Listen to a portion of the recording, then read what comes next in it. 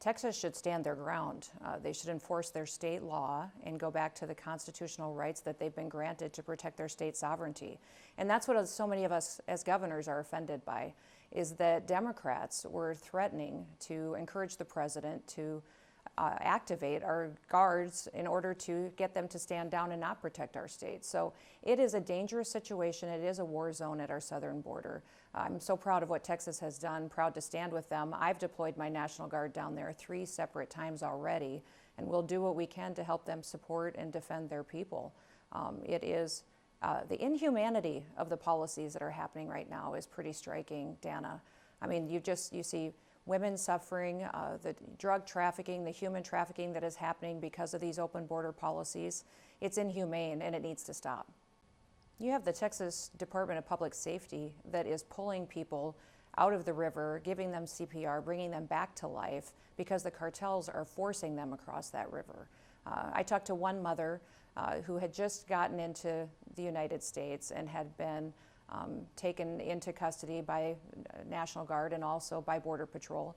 But she had been in Nicaragua, had been told that America is open, please come. She brought her daughter, her 6-year-old daughter, and was facilitated through by cartels, and said where she was so mistreated was in Mexico, that she sat in Mexico for 3 months and was put through horrific work conditions and terrible conditions for her and her daughter for 3 months before they then brought her across the river and forced her across into a dangerous situation. So the people that I see saving lives down there is the Texas National Guard, the Texas Border Patrol. I'll tell you, the Border Patrol that works for this federal government doesn't approve of Joe Biden's policies. The people in this country don't.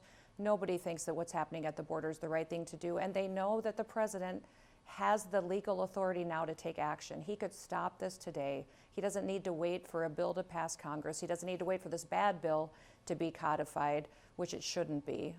This President Biden, could take action today. Well, that's why I went to the border on Friday.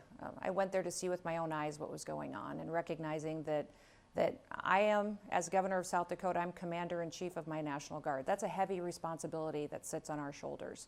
We have the same responsibility for those families and those soldiers that the president should feel for our military and how he engages them. So we don't know where this will escalate. We don't know what the president will do. We don't know how he'll try to manipulate our soldiers, and if he will even defend our country from this invasion that is happening. So that's why I went there. I'm all in to protect our state sovereignty. I deal every day, Dana, in South Dakota with the effects of this open border. We have those Mexican cartels that have a presence on my 9 tribal reservations, where those communities are suffering from the drug trafficking and the human trafficking that's going through my tribal reservations, where I don't have any jurisdiction. I can't go there and help bring peace to their community. I can't help protect them from these Mexican cartels, and they are literally in South Dakota facilitating unrest. I am concerned about violence because people in South Dakota live with violence every single day. They're incredible crimes, and my tribes have asked, well, first of all, what I do as governor is I start looking at the long-range effects of every single decision and what I'm prepared to do. So that's why I went to the border on Friday, was to look at, there could be a violent situation, but there also could be areas where we need to take legal action as governors to protect our states. I'm willing to put all of that on the table to make sure that we're protecting the freedoms that we've always had ever since this country was founded. That's my responsibility and why I get up every single day. Why doesn't President Biden take action today? I mean, today can be day one. He can immediately announce that he's reinstating the stay in Mexico policy. He can immediately announce that he's going to refocus on building a wall. He can do those today.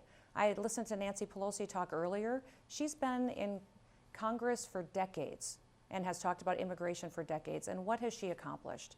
We have a president that has all the tools that he needs to protect our country today, and he's refusing to do that. So to look at Congress and expect them to pass a bill when they failed for decades to do this, and then to say we have to accept this poison pill of a bill that it essentially codifies illegal immigration. What it would do is put into statute that people can now come here illegally, and is just a terrible bill that I think President Trump is exactly right. It should not pass, and push President Biden to take action, because he has all the federal laws that he needs today to keep us safe, to stop the drugs that are coming into this country and killing us. We have children dying every day from fentanyl poisoning. We have children every single day that are being trafficked, and President Biden can take action and stop it.